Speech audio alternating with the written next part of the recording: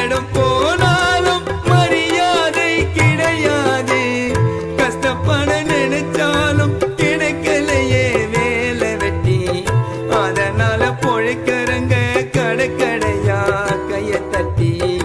அதனால பொழைக்கிறங்க கடற்கடையா கைய தட்டி.